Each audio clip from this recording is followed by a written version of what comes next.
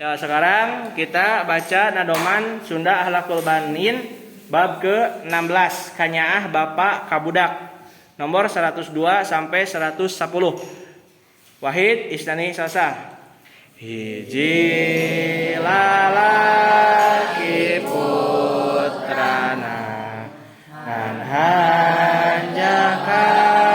bangor pisan sering pisan diseselan dangok mereka dahayawan jemotongkeun tatangkalan kana papa pangalawan bapa nageus jengkel pisan ngan tetep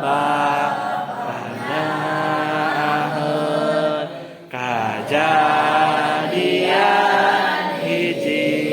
dinten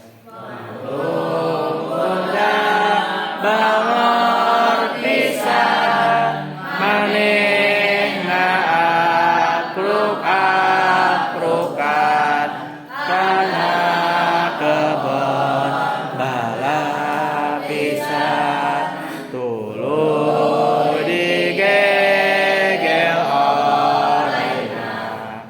suku hingga bararena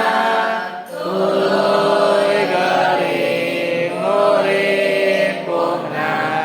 dahar kulem tebisana bapa ka anakna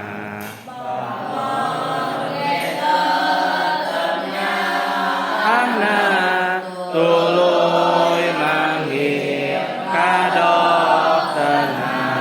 piwaramu baranana